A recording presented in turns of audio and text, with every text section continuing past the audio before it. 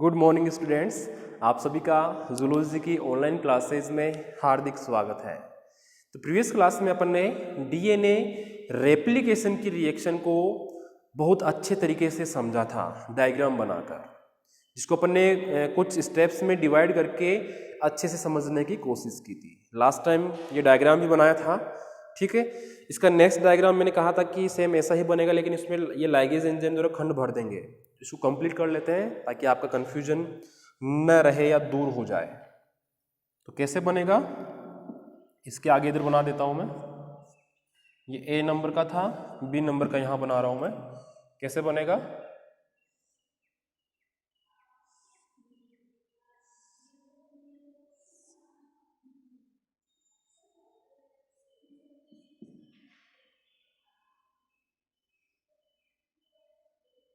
ध्यान से देखना, सेम वैसे ही बना रहा हूं मैं।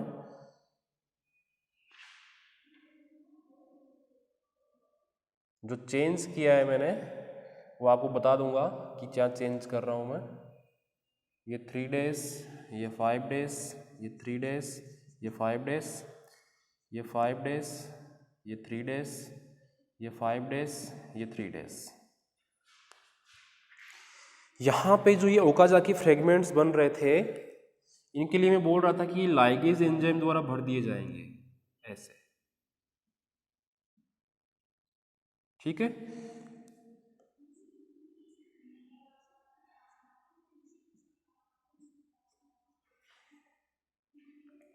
तो ये जो आरएनए प्राइमर था, डीएनए बाइंडिंग प्रोटीन्स थे, ये तो क्या था, आरएनए प्राइमर। ये क्या थे, डीएनए बाइंडिंग प्रोटीन्स। ये सभी क्या हो जाएंगे, रिलीज हो जाएंगे,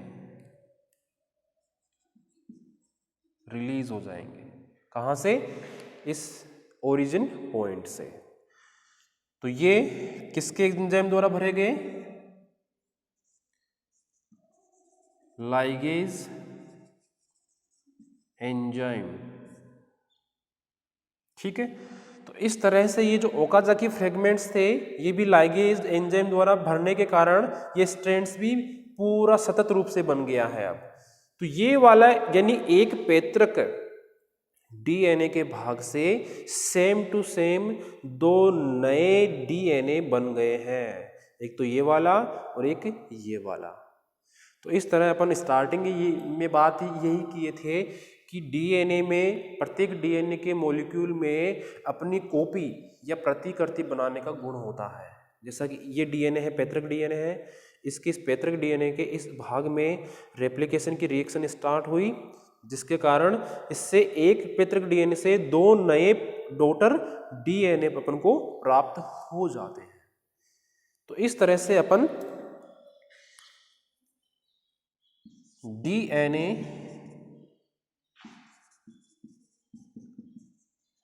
रेप्लिकेशन की रिएक्शन को आसानी से समझा सकते हैं इन डायग्राम्स के माध्यम से। ध्यान रखना कि ये एंजाइम जरूर अपन को शो करना है। आरएनए प्राइमर कंपलसरी है यहाँ पे इनिशियल या ओरिजिन पॉइंट पर शो करना, साथ ही डीएनए पॉलीमरेज थर्ड और DNA binding proteins, Okazaki fragments, lagging strands और लीडिंग स्ट्रैंड्स। क्लियर है, ठीक है। ये तो अपन ने समझ लिया है डीएनए रेप्लिकेशन की रिएक्शन को बहुत ही अच्छी तरीके से। अब मैं कह रहा हूं कि एंजाइम्स का ध्यान रखना। अब अपन बात करेंगे नेक्स्ट, डीएनए रेप्लिकेशन की रिएक्शन में भाग लेने वाले कौन कौन से एंजाइम्स होते हैं, उनकी डिटेल में बात करेंगे, ठीक है। तो नेक्स्ट टॉपिक अपना एंजाइम्स पे रहेगा। ये क्लियर है, ठीक है।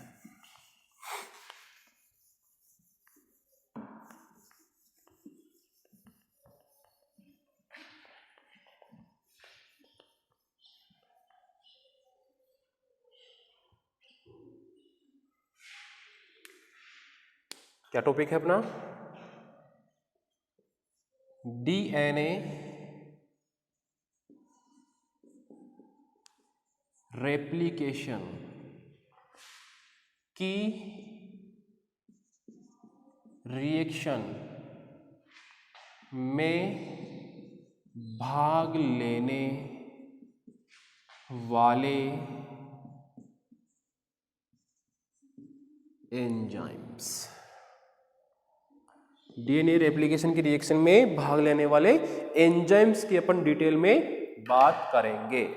जैसे अपन ने जिक्र किया है यहाँ पे लाइगेज एंजाइम का, न्यूक्लियस एंजाइम का, डीएनए पॉलीमरेज एंजाइम का। तो ये मोस्ट मैंने एंजाइम्स के नाम बताए हैं जो डीएनए रेप्लिकेशन की क्रिया में भाग लेते हैं। ठीक है, तो सबसे पहले जो एंजाइम लेने जा रहा हूं मैं वो है न्यूक्लियस एंजाइम। नाम सुना होगा न्यूक्लियस का। ये जो न्यूक्लियस एंजाइम है यह डीएनए की दोनों पॉलीन्यूक्लियोटाइड चेन्स को इनके घटकों में, घटक का मतलब है न्यूक्लियोटाइड, बहुत सारी न्यूक्लियोटाइड्स आपस में मिलकर पॉलीन्यूक्लियोटाइड बनाएगी। ठीक है, तो डीएनए स्ट्रैंड्स किनसे मिलकर बना हुआ होता है? दो पॉलीन्यूक्लियोटाइड चेन से। तो ये न्यूक्लियस एंजाइम क्या करता है? उन दो पॉलीन्यूक्लियोटाइड चेन्स को उनके घटकों यानी कि न्यूक्लियोटाइड्स में तोड़ने का या अलग अलग करने का काम करता है। क्या लिखेंगे अपन इसमें? यह डीएनए की दोनों पॉलीन्यूक्लियोटाइड चेन्स को इनके घटक को बोल सकते हैं अपन कंपोनेंट्स में, घटक क्या होंगे? पॉलीन्यूक्लियोटाइड किससे मिलकर बने होंगे? न्यूक्लियोटाइड से। में तोड़ने या अलग अलग करने का काम करता है। इसके लिए डायग्राम बनाना चाहूं, जिसे ये सिंपल सा डायग्राम अपन बार बार यूज में ले रहे हैं। ये डीएनए की दो पॉलीन्यूक्लियोटाइड चेन, एक तो ये वाली और एक ये वाली।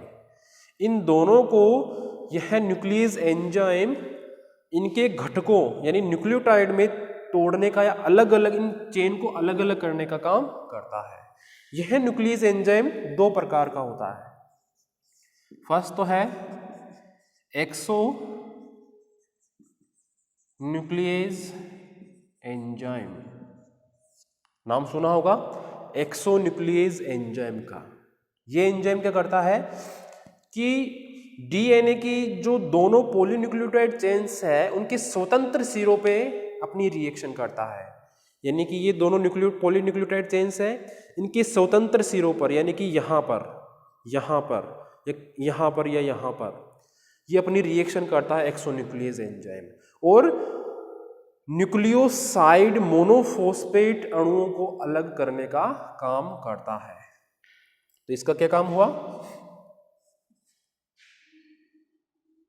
डीएनए की दोनों पॉलीन्यूक्लियोटाइड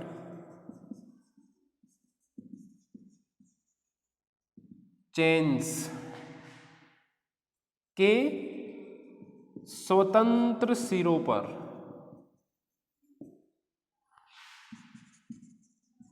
रिएक्शन करता है एवं न्यूक्लियोसाइड मोनोफॉस्फेट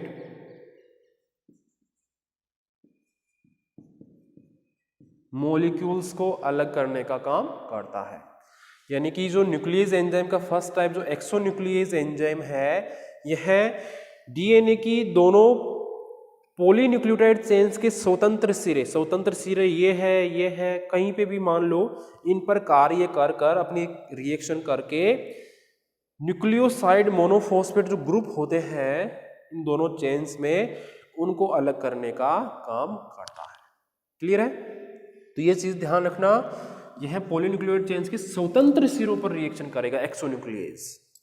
सेकेंड टाइप है इसका एंडो न्यूक्लियेज एंजाइम, इसका नाम भी सुना होगा। ये जो एंडोन्यूक्लियेज एंजाइम है यह एक्सोन्यूक्लियेज एंजाइम के जस्ट विपरीत है, यानी कि यह स्वतंत्र सिरों पे काम कर रहा था, यह अंदर के बंधों पर काम करेगा। जो पॉलीन्यूक्लियोटाइड चेन्स के जो आंतरिक बंध है, ये जो आंतरिक बंध है इन पर काम करेगा। तो यहां पे लिखेंगे अपन यह पॉलीन्यूक्लियोटाइड चेन्स के आंतरिक बंधों पर, यानी जो बॉन्ड्स हैं हाइड्रोजन बॉन्ड्स, उन पर अपनी रिएक्शन करता है। आंतरिक बंध नाइट्रोजनी बेसेस के बीच बने हुए हैं, इनको यह एंडोन्यूक्लियेज एंजाइम तोड़ने का काम करता है। क्लियर है? ये तो हो गए न्यूक्लियेज एंजाइम। अब अपन बात करेंगे सेकंड नंबर पर किसकी? Polymerase enzyme.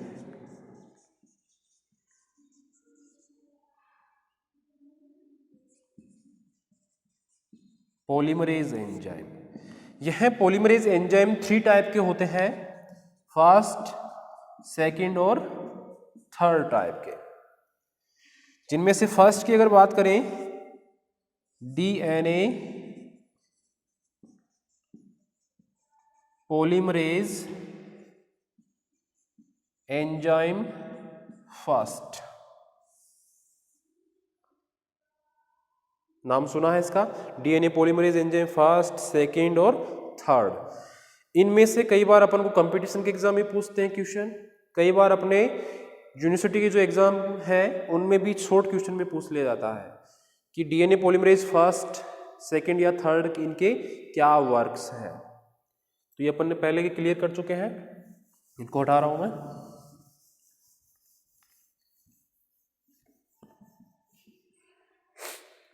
ध्यान से सुनना, जो डीएनए पॉलीमरेज फर्स्ट एंजाइम है इसकी खोज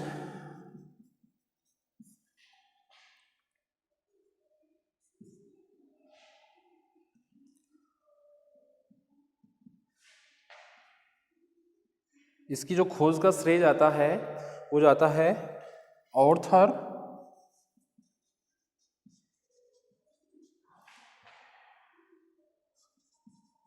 कॉनबर्ग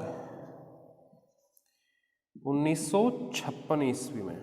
ऑर्थर कॉनबर्ग को 1956 ईस्वी में, यानी ऑर्थर और कॉनबर्ग ने, या ऑर्थर कॉनबर्ग नाम एक ही है, ऑर्थर कॉनबर्ग ने सन 1956 ईस्वी में पॉलीमरेज एंजाइम की खोज की, डीएनए पॉलीमरेज एंजाइम की खोज की, जिन्हें आजकल अपन डीएनए पॉलीमरेज एंजाइम फर्स्ट के नाम से जानते हैं। इन्होंने तो जो खोज की थी वो डीएनए पॉलीमरेज एंजाइम की खोज की थी, लेकिन आजकल अपन इसे डीएनए पॉलीमरेज एंजाइम फर्स्ट के नाम से जानते हैं। इस एंजाइम का कार्य क्या कार्य है इसका?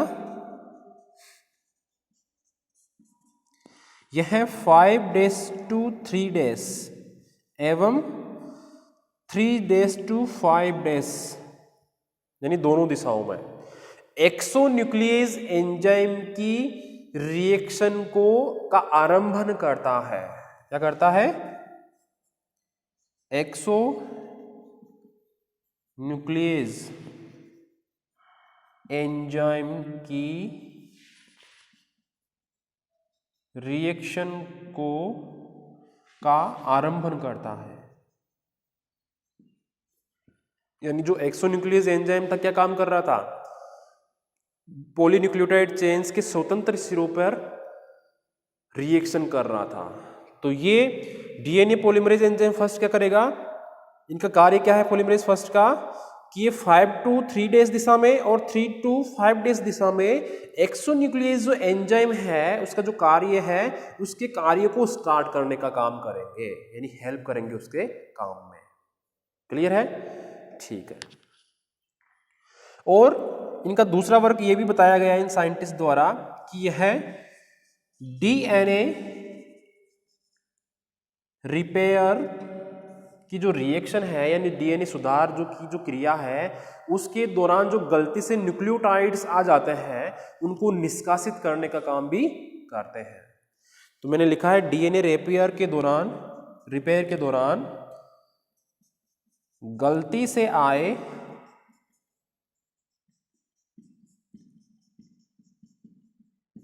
न्यूक्लियोटाइड्स को निष्कासित करने का काम करता है कौन? DNA polymerase fast. तो इसका काम अपन को पता चल गए, खोज किसने की वो भी पता चल गया है। यानी कि DNA polymerase fast exonuclease enzyme की रिएक्शन को गति देता है। जो एक्सोन्यूक्लियस एंजाइम जो काम कर रहा था उसको स्टार्ट करने का काम करता है। और डीएनए रिपेयर के दौरान या डीएनए रिपेयर की रिएक्शन के दौरान अगर गलती से कोई न्यूक्लियोटाइड आ जाता है उसको बाहर निकालने का काम भी यह डीएनए पॉलीमरेज एंजाइम फास्ट करते हैं। क्लियर है? ठीक है। अब अपन बात करेंगे डीएनए पॉलीमरेज एंजाइम सेकंड की। सेकंड नंबर पे है डीएनए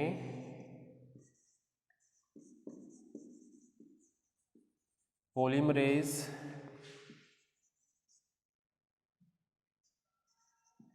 एंजाइम सेकंड। यह भी ये जो तीनों एंजाइम है यह ई कोलाई बैक्टीरिया के प्रभेदों से खोजे गए हैं। कहां से? ई कोलाई का नाम सुना होगा आपने, ई कोलाई बैक्टीरिया के प्रभेदों से, प्रभेद को बोलते हैं स्ट्रेन्स, ठीक है, उनसे ये खोजे गए हैं। इस पॉलीमरेज एंजाइम का मॉलिक्यूलर वेट की अगर बात की जाए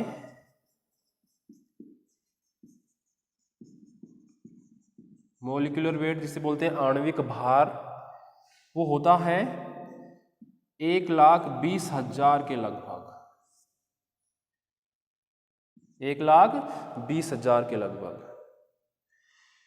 यह जो डीएनए पॉलीमरेज एंजाइम सेकंड है इसका जो कार्य है वो 3 days to 5 days दिशा में एक्सोन्यूक्लियस एंजाइम की क्रिया को गति देना होता है। यानी कि एक दिशा में ही ये एक्सोन्यूक्लियस एंजाइम की क्रिया को गति देगा 3 to 5 days दिशा में।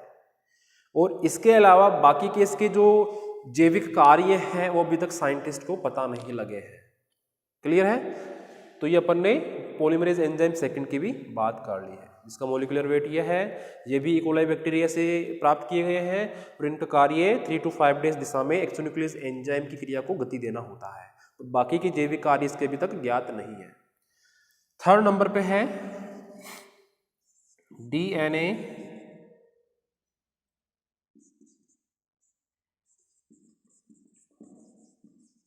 Polymerase enzyme third. इसका जिक्र अपन ने डीएनए रेप्लिकेशन की जो मैकेनिज्म अपने स्टेप्स में पढ़ी थी उसमें किया था, अगर आपको याद हो तो ये जो एंजाइम है ये भी ई कोलाई से खोजा गया था कुछ वैज्ञानिकों के द्वारा, जिनका नाम था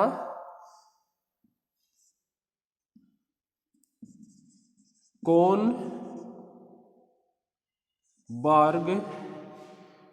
एंड गिफ्टर। इन्होंने 1972 ईस्वी में, कोनबर्ग और गिफ्टर नाम के दो वैज्ञानिक थे, उन्होंने सन 1972 में इस एंजाइम को खोजा था। उन्होंने बताया था कि इसका जो मॉलिक्यूलर वेट है वो 1,40,000 के लगभग होता है। ठीक है, यह जो एंजाइम है यह डीएनए पॉलीमरेज एंजाइम फर्स्ट की अपेक्षा 15 गुना और सेकंड की अपेक्षा 300 गुना अधिक क्रियाशील अधिक एक्टिव बोल सकते हैं अपन, एक्टिव होता है। यानी जो डीएनए पॉलीमरेज एंजाइम थर्ड है, यह डीएनए पॉलीमरेज एंजाइम फर्स्ट की अपेक्षा तो 15 गुना और सेकंड की अपेक्षा 300 गुना अधिक क्रियाशील या एक्टिव होता है। क्लियर है? यह DNA polymerase enzyme third DNA chain के विस्तार, जिसे बोलते हैं चेन इलोंगेशन,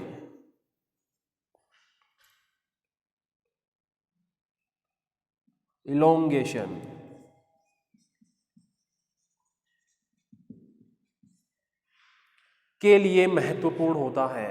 यानी जो डीएनए की जो चेन्स होती है, जो सूत्र होते हैं, जो स्ट्रैंड्स होते हैं, उनके विस्तार के लिए या चेन इलोंगेशन जिसे बोलते हैं, उसके लिए महत्वपूर्ण एंजाइम माना जाता है। यह एक जटिल प्रकार का एंजाइम होता है। यह जटिल प्रकार का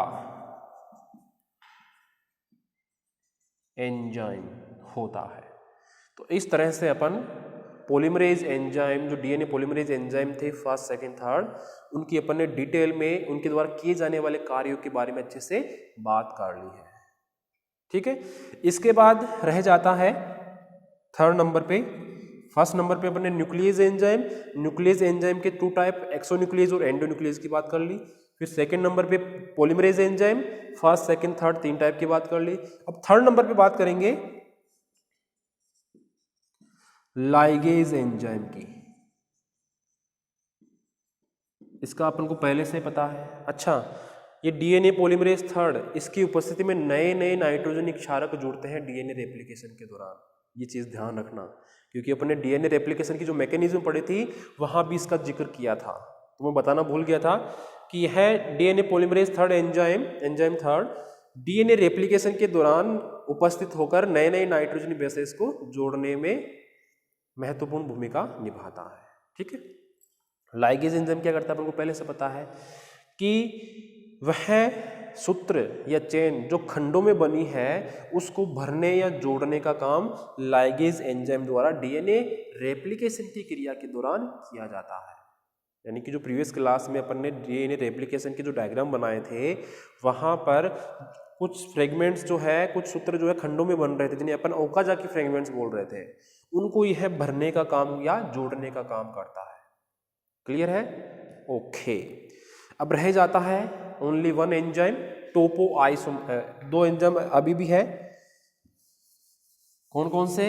एक तो रेस्ट्रिक्शन एंजाइम, इसका भी नाम सुना होगा आपने, बहुत ही इंपॉर्टेंट एंजाइम है, सुना होगा नाम restriction enzyme.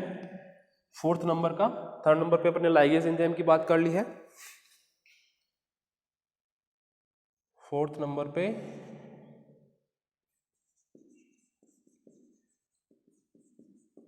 Restriction enzyme.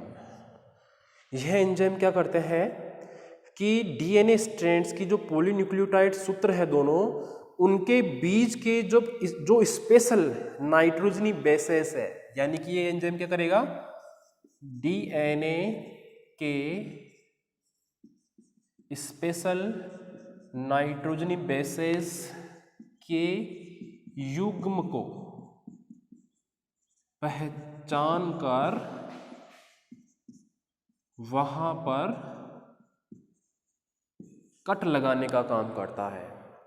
Special नाइट्रोजनी bases जैसे एडेनिन थाइमिन हो गया, या थाइमिन एडेनिन हो गया, तो ऐसे कुछ स्पेशल नाइट्रोजनी बेसेस के युग्म को या समूह को ये पहचानता है रेस्ट्रिक्शन एंजाइम, और उसी स्पेशल साइट पे ही कट मारेगा। यानी कि जैसे मान लो कि इसको पहचाना और यहाँ पे कट लगा दिया, तो डीएनए जो स्ट्रैंड्स हैं वो अलग अलग हो गए। तो यह एक प्रकार का, यह रेस्ट्रिक्शन एंजाइम एक प्रकार का एंडोन्यूक्लियस एंजाइम होता है। क्या होगा? एंडो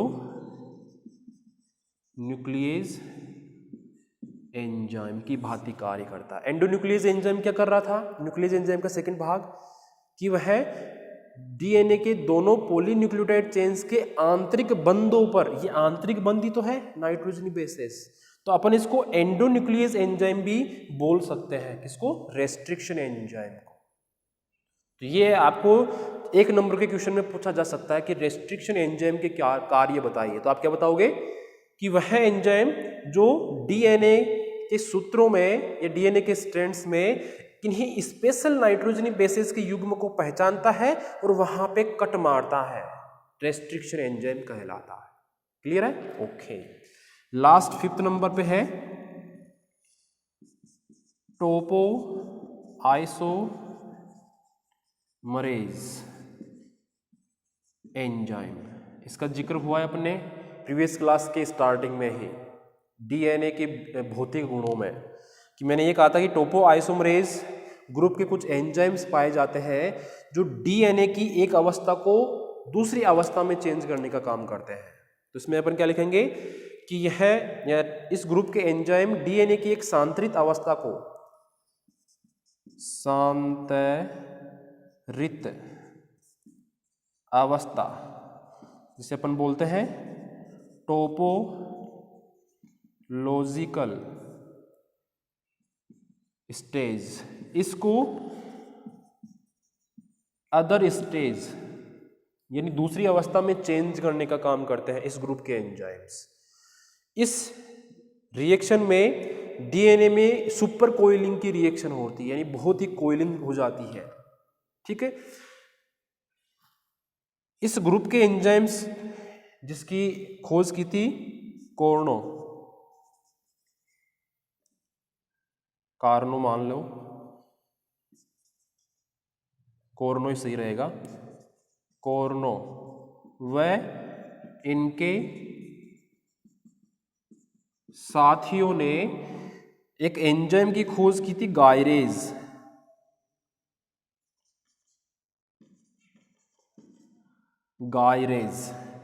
ये गायरेज एंजाइम क्या करता है? ये गायरेज एंजाइम टोपो आइसोमरेज ग्रुप का एंजाइम है। ये गायरेज एंजाइम जिनकी खोज कोर्नो और उनके साथियों ने की थी, यह डीएनए के ऋणात्मक कुंडलन को स्थायित्व प्रदान करता है, यानी डीएनए के ऋणात्मक कुंडलन को स्थायित्व प्रदान करने का काम गायरेज एंजाइम द्वारा किया जाता है, जो डीएनए की एक अवस्था को दूसरी अवस्था में चेंज करने का काम करता है। तो इस तरह से अपन डीएनए रेप्लिकेशन की क्रिया में भाग लेने वाले एंजाइम्स को आसानी से समझा सकते हैं। तो अपन ने यहाँ पे 5 प्रकार के एंजाइम्स लिए हैं। फर्स्ट नंबर पे न्यूक्लियस एंजाइम में 2 प्रकार के, एक्सोन्यूक्लियस और एंडोन्यूक्लियस। फिर सेकंड नंबर पे अपन ने बात की पॉलीमरेज एंजाइम्स की। पॉलीमरेज एंजाइम में 3 प्रकार के, फर्स्ट, सेकंड और थर्ड। फिर अपन ने बात की थी लाइगेज एंजाइम की, फिर अपन ने बात की रेस्ट्रिक्शन एंजाइम की, फिर अपन ने बात की टोपो आइसोमरेज एंजाइम की। तो ये टोटल 5 प्रकार के एंजाइम्स थे जो डीएनए रेप्लिकेशन की क्रिया में महत्वपूर्ण भूमिका निभाते हैं। ठीक है। तो इसके साथ ये टॉपिक भी कंप्लीट होता है। नेक्स्ट क्लास में अपन जो सेमी कंजर्वेटिव मेथड से डीएनए की रेप्लिकेशन हो रही थी, उस सेमी कंजर्वेटिव मेथड या अर्ध संरक्षी विधि को अपन विस्तार पूर्वक समझने की कोशिश करेंगे। ठीक है। धन्यवाद।